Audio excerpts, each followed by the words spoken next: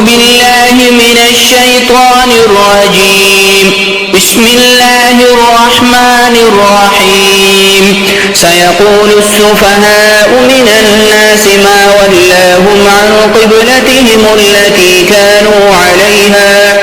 قل لله المشرق والمغرب يهدي من يشاء إلى صراط مستقيم. وكذلك جعلناكم أمة وسطا لتكونوا شهداء على الناس ويكون الرسول عليكم شهيدا. وما جعلنا القبلة التي كنت عليها إلا لنعلم من يتبع الرسول ممن ينقلب على عقبيه وإن كانت لكبيرة إلا على الذين هدى الله وما كان الله ليضيع إيمانكم إن الله بالناس لرؤوف رحيم. قد نرى تقلب وجهك في السماء فلنولينك قبلة ترضاها فول وجهك شطر المسجد الحرام وحيث ما كنتم فولوا وجوهكم شطره وإن الذين أوتوا الكتاب ليعلمون أنه الحق من ربهم وما الله بغافل عما يعملون. ولئن أتيت الذين أوتوا الكتاب بكل آية ما تبعوا قبلتك وما أنت بتابع قبلة بعض ولئن اتبعت أهواءهم من بعد ما جاءك من العلم إنك إذا لمن الظالمين. الذين آتيناهم الكتاب يعرفونه كما يعرفون أبناءهم وإن فريقا منهم ليكتمون الحق وهم يعلمون. الحق من ربك فلا تكونن من الممترين. ولكل وجهة هو موليها فاستبقوا الخيرات أينما تكونوا يأت بكم الله جميعا إن الله على كل شيء قدير. ومن حيث خرجت فول وجهك شطر المسجد الحرام وحيث ما كنتم فولوا وجوهكم شطره لئلا يكون للناس عليكم حجة إلا الذين ظلموا منهم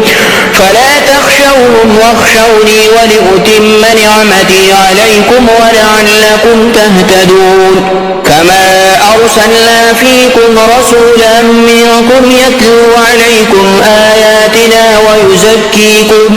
ويعلمكم الكتاب والحكمة ويعلمكم ما لم تكونوا تعلمون. فاذكروني أذكركم واشكروا لي ولا تكفرون.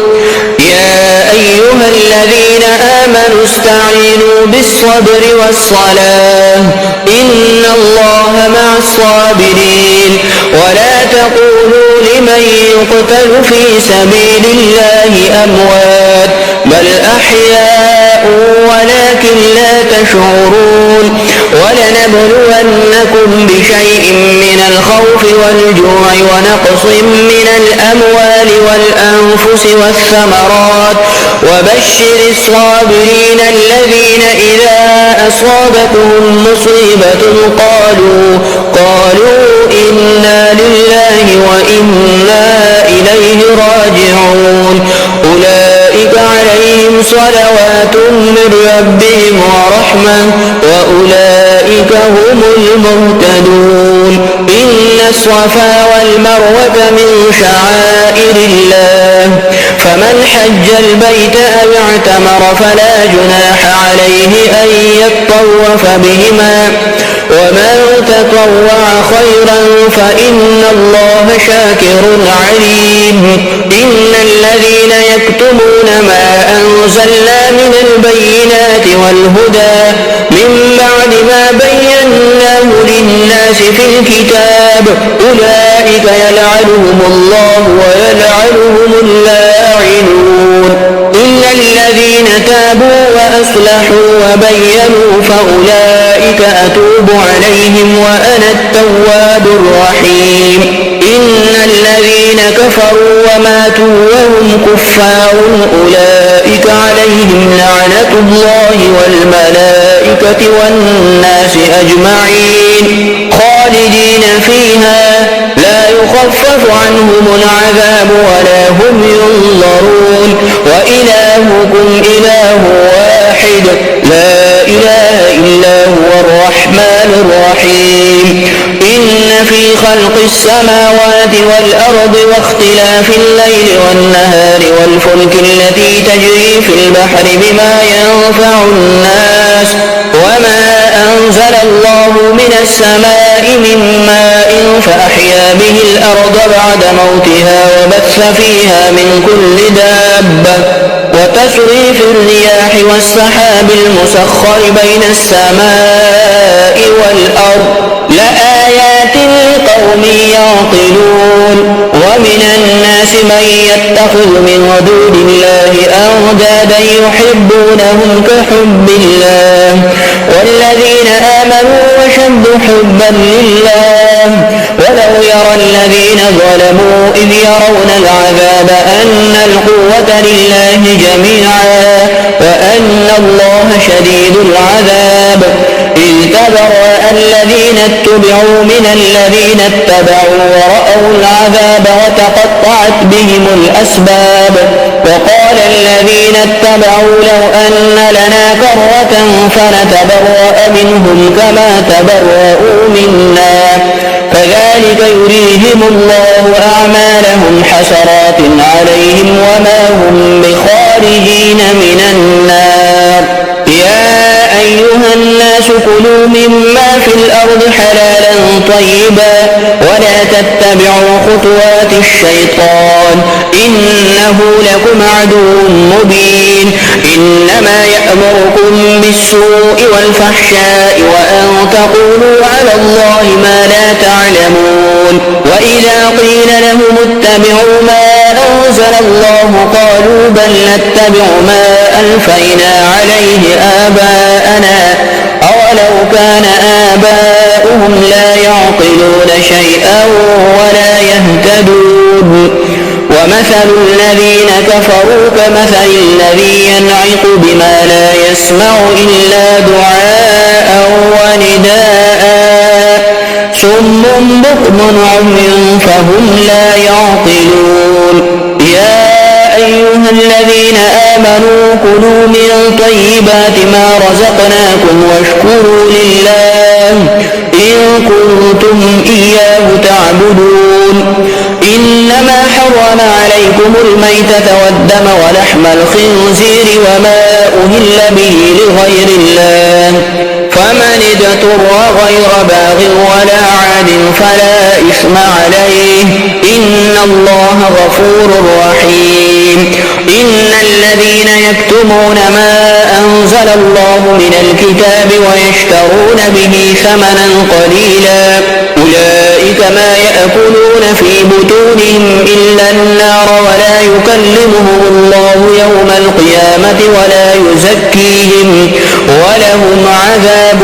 أليم أولئك الذين اشتروا الضلالة بالهدى والعذاب بالمغفرة فما أصبرهم على النار ذلك بأن الله نزل الكتاب بالحق وإن الذين اختلفوا في الكتاب لفي شقاق بعيد ليس البر أن تولوا وجوهكم قبل المشرق والمغرب ولكن البر من آمن بالله واليوم الآخر والملائكة والكتاب والنبيين وآتى المال على حبه ذوي القربى واليتامى والمساكين وابن السبيل والسائلين وفي الرقاب وأقام الصلاة وآتى الزكاة والموفون بعهدهم إذا عاهدوا والصابرين في البأساء والضراء وحين البأس أولئك الذين صدقوا وأولئك هم المتقون يا أيها الذين آمنوا كتب عليكم القصاص في القتلى الحر بالحر والعبد بالعبد والأنثى بالأنثى فمن عفي له من أخيه شيء فاتباع بالمعروف وأداء إليه بإحسان ذلك تخفيف من ربكم ورحمة فمن اعتدى بعد ذلك فله عذاب أليم ولكم في القصاص حياة يا أولي الألباب لعلكم تتقون كتب عليكم إذا حضر أحدكم الموت إن ترك خيرا الوصية للوالدين والأقربين بالمعروف حقا على المتقين فمن بدله بعدما سمعه فإنما إثمه على الذين يبدلونه إن الله سميع عليم فمن خاف من موص جنفا أو إثما فأصلح بينهم فلا إثم عليه إن الله غفور رحيم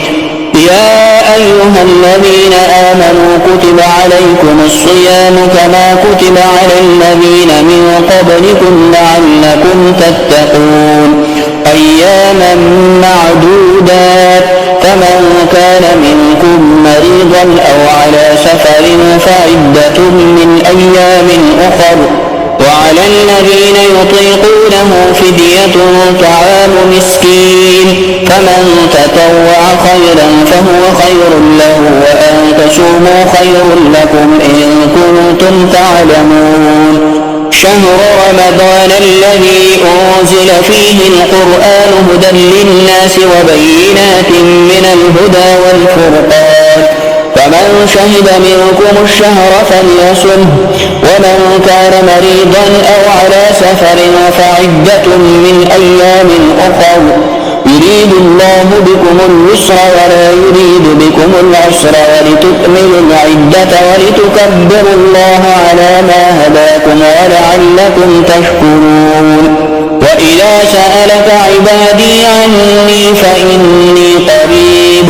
أجيب دعوة الداع إذا دعاني فليستجيبوا لي وليؤمنوا بي لعلهم يرشدون أحل لكم ليلة الصيام الرفث إلى نسائكم هن لباس لكم وأنتم لباس لهن علم الله أنكم كنتم تختانون أنفسكم فتاب عليكم وعفى عنكم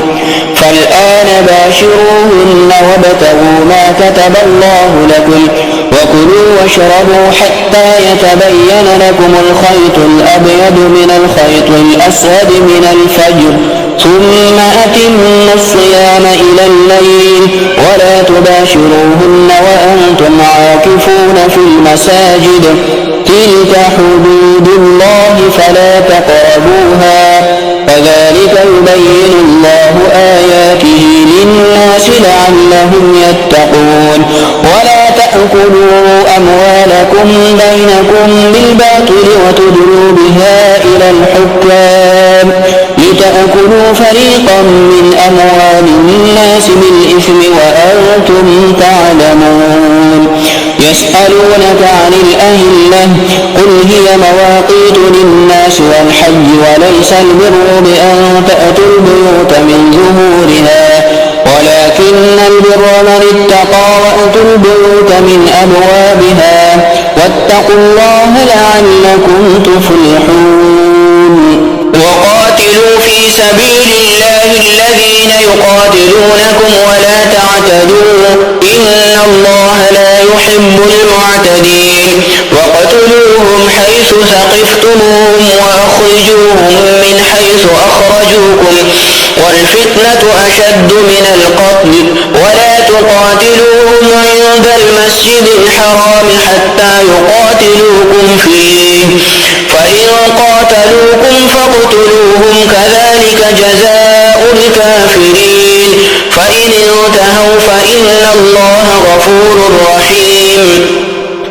وقاتلوهم حتى لا تكون فتنة ويكون الدين لله فإن انتهوا فلا عدوان إلا على الظالمين الشهر الحرام بالشهر الحرام والحرمات قصاص فمن اعتدى على عليكم فاعتدوا عليه بمثل ما اعتدى عليكم واتقوا الله واعلموا أن الله مع المتقين وأنفقوا في سبيل الله ولا تلقوا بأيديكم إلى التهلكة وأحسنوا إن الله يحب المحسنين وأتموا الحج والعمرة لله فإن أحصرتم فما استيسر من الهدي ولا تحلقوا رؤوسكم حتى يبلغ الهدي محله فمن كان منكم مريضا أو به أذى من رأسه ففدية من صيام أو صدقة أو نسك فإذا أمنتم فمن تمتع بالعمرة إلى الحج فما استيسر من الهدي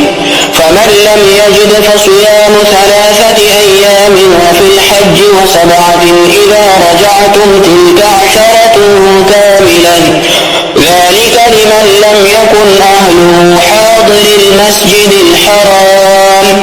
واتقوا الله واعلموا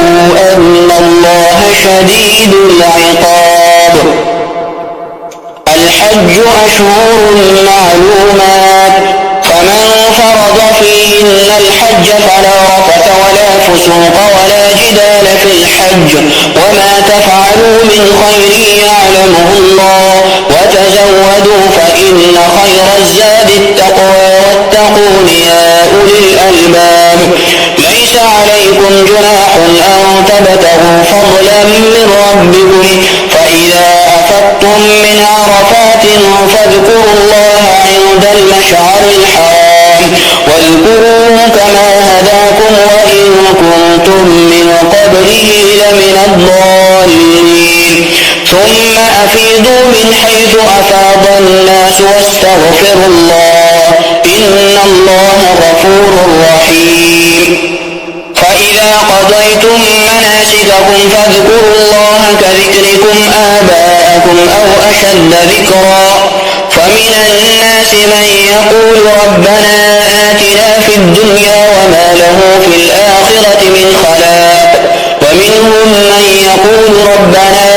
آتنا في الدنيا حسنة وفي الآخرة حسنة وقنا عذاب النار أولئك لهم نصيب مما كسبوا والله سريع الحساب واذكروا الله في أيام معدودات فمن تعجل في يومين فلا إثم عليه ومن تأخر فلا إثم عليه لمن اتقى واتقوا الله واعلموا أنكم إليه تحشرون ومن الناس من يعجبك قوله في الحياة الدنيا ويشهد الله على ما في قلبه وهو ألد الخصام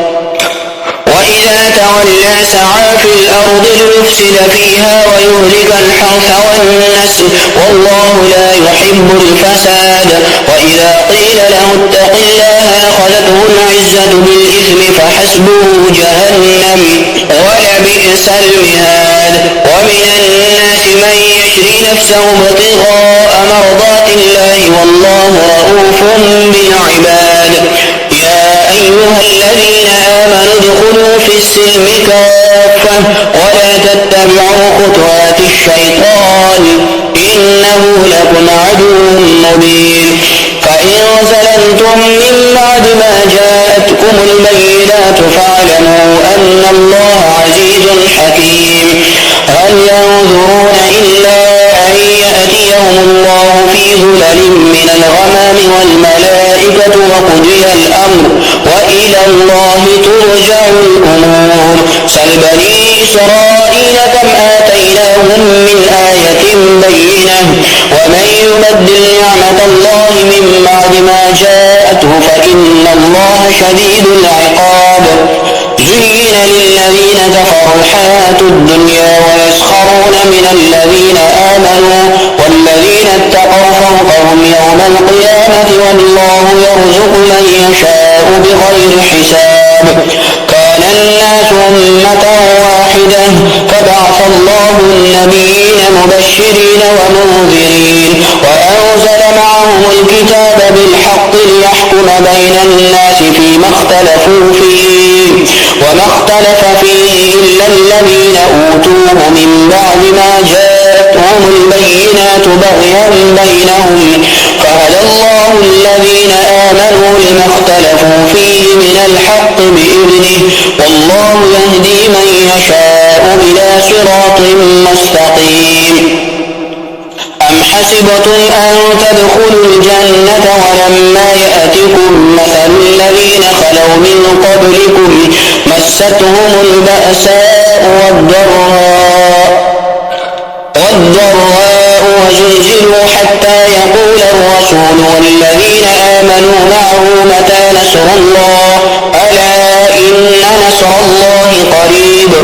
يسألونك ماذا ينفقون قل ما أنفقتم من خير فللوالدين والأقربين واليتامى والمساكين وابن السبيل وما تفعلوا من خير فإن الله به عليم. كتب عليكم القتال وهو كره لكم وعسى أن تكرهوا شيئا وهو خير لكم وعسى أن تحبوا شيئا وهو شر لكم والله يعلم وأنتم لا تعلمون. يسألونك عن الشهر الحرام قتال فيه قل قتال فيه كبير وصد عن سبيل الله وكفر به والمسجد الحرام وإخراج أهله منه أكبر عند الله والفتنة أكبر من القتل ولا يزالون يقاتلونكم حتى يردوكم عن دينكم إن استطاعوا ومن يرتد منكم عن دينه فيمت وهو كافر فأولئك حبطت أعمالهم في الدنيا والآخرة وأولئك أصحاب النار هم فيها خالدون. إن الذين آمنوا والذين هاجروا وجاهدوا في سبيل الله أولئك يرجون رحمة الله والله غفور رحيم. يسألونك عن الخمر والميسر قل فيهما إثم كبير ومنافع للناس وإثمهما أكبر من نفعهما ويسألونك ماذا ينفقون قل العفو كذلك يبين الله لكم الآيات لعلكم تتفكرون في الدنيا والآخرة. ويسألونك عن اليتامى قل إصلاح لهم خير وإن تخالطوهم فإخوانكم والله يعلم المفسد من المصلح ولو شاء الله لأعنتكم إن الله عزيز حكيم. ولا تنكحوا المشركات حتى يؤمن ولأمة مؤمنة خير من مشركة ولو أعجبتكم ولا تنكحوا المشركين حتى يؤمنوا ولعبد مؤمن خير من مشرك ولو أعجبكم أولئك يدعون إلى النار والله يدعو إلى الجنة والمغفرة بإذنه ويبين آياته للناس لعلهم يتذكرون. ويسألونك عن المحيض قل هو أذى فاعتزلوا النساء في المحيض ولا تقربوهن حتى يطهرن فإذا تطهرن فأتوهن من حيث أمركم الله إن الله يحب التوابين ويحب المتطهرين. نساؤكم حرث لكم فأتوا حرثكم أنى شئتم وقدموا لأنفسكم واتقوا الله واعلموا أنكم ملاقوه وبشر المؤمنين. ولا تجعلوا الله عرضة لأيمانكم أن تبروا وتتقوا وتصلحوا بين الناس والله سميع عليم. لا يؤاخذكم الله باللغو في أيمانكم ولكن يؤاخذكم بما كسبت قلوبكم والله غفور حليم. للذين يؤلون من نسائهم تربص 4 أشهر فإن فاءوا فإن الله غفور رحيم وإن عزموا الطلاق فإن الله سميع عليم. والمطلقات يتربصن بأنفسهن 3 قروء ولا لهن أن يكتمن ما خلق الله في أرحامهن إن كن يؤمن بالله واليوم الآخر وبعولتهن أحق بردهن في ذلك إن أرادوا إصلاحا ولهن مثل الذي عليهن بالمعروف وللرجال عليهن درجة والله عزيز حكيم. الطلاق مرتان فإمساك بمعروف أو تسريح بإحسان ولا يحل لكم أن تأخذوا مما آتيتموهن شيئا إلا أن يخافا ألا يقيما حدود الله فإن خفتم ألا يقيما حدود الله فلا جناح عليهما فيما افتدت به تلك حدود الله فلا تعتدوها ومن يتعد حدود الله فأولئك هم الظالمون. فإن طلقها فلا تحل له من بعد حتى تنكح زوجا غيره فإن طلقها فلا جناح عليهما أن يتراجعا إن ظنا أن يقيما حدود الله وتلك حدود الله يبينها لقوم يعلمون. وإذا طلقتم النساء فبلغن أجلهن فأمسكوهن بمعروف أو سرحوهن بمعروف ولا تمسكوهن ضرارا لتعتدوا ومن يفعل ذلك فقد ظلم نفسه ولا تتخذوا آيات الله هزوا واذكروا نعمة الله عليكم وما أنزل عليكم من الكتاب والحكمة يعظكم به واتقوا الله واعلموا أن الله بكل شيء عليم. وإذا طلقتم النساء فبلغن أجلهن فلا تعضلوهن أن ينكحن أزواجهن إذا تراضوا بينهم بالمعروف ذلك يوعظ به من كان منكم يؤمن بالله واليوم الآخر ذلكم أزكى لكم وأطهر والله يعلم وأنتم لا تعلمون. والوالدات يرضعن أولادهن حولين كاملين لمن أراد أن يتم الرضاعة وعلى المولود له رزقهن وكسوتهن بالمعروف لا تكلف نفس إلا وسعها لا تضار والدة بولدها ولا مولود له بولده وعلى الوارث مثل ذلك فإن أرادا فصالا عن تراض منهما وتشاور فلا جناح عليهما. وإن أردتم أن تسترضعوا أولادكم فلا جناح عليكم إذا سلمتم ما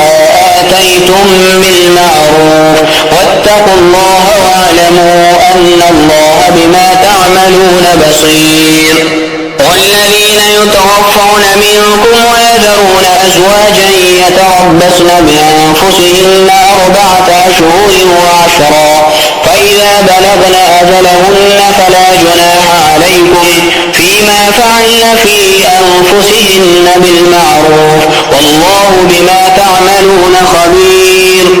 ولا جناح عليكم فيما عرضتم به من خطبة النساء أو أكننتم في أنفسكم علم الله أنكم ستذكرونهن ولكن لا تواعدوهن سرا إلا أن تقولوا قولا معروفا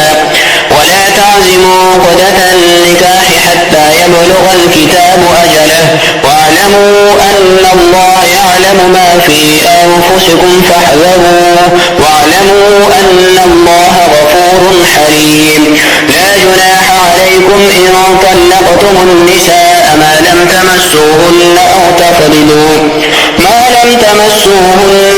تفرضوا لهن فريضة ومتعوهن على الموسع قدره وعلى المقتر قدره متاعا بالمعروف حقا على المحسنين. وإن إن طلقتموهن من قبل أن تمسوهن وقد فرضتم لهن فريضة فنصف ما فرضتم إلا أن يعفون أو يعفو الذي بيده عقدة النكاح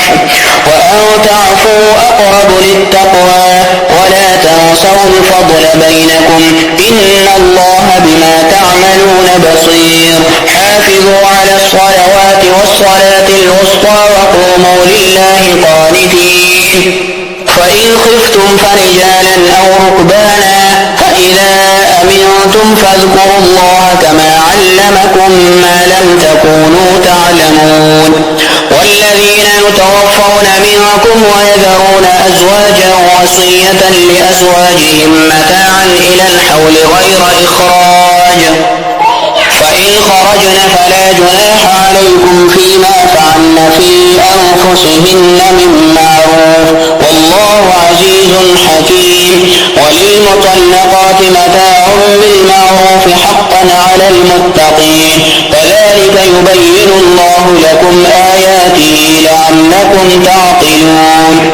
ألم تر إلى الذين خرجوا من ديارهم وهم ألوف حذر الموت فقال لهم الله موتوا ثم أحياهم إن الله لذو فضل على الناس ولكن أكثر الناس لا يشكرون وقاتلوا في سبيل الله واعلموا أن الله سميع عليم من ذا الذي يقرض الله قرضا حسنا فيضاعفه له أضعافا كثيرة والله يقبض ويبسط وإليه ترجعون ألم تر إلى الملأ من بني إسرائيل من بعد موسى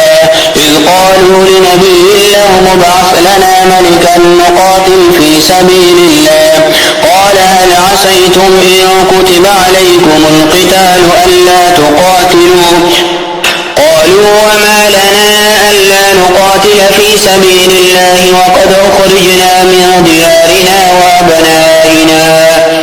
فلما كتب عليهم القتال تولوا إلا قليلا منهم والله عليم بالظالمين وقال لهم نبيهم إن الله قد بعث لكم طالوت ملكا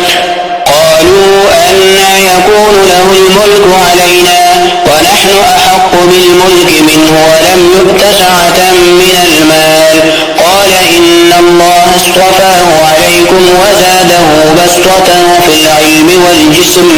والله يؤتي ملكه من يشاء والله واسع عليم وقال لهم نبيهم إن آية ملكه أن يأتيكم التابوت فيه سكينة من ربكم وبقية مما ترك آل موسى وآل هارون تحمله الملائكة إن في ذلك لآية لكم إن كنتم مؤمنين فلما فصل طالوت بالجنود قال إن الله مبتليكم بنهر فمن شرب منه فليس مني ومن لم يطعمه فإنه مني إلا من اغترف غرفة بيده فشربوا منه إلا قليلا منهم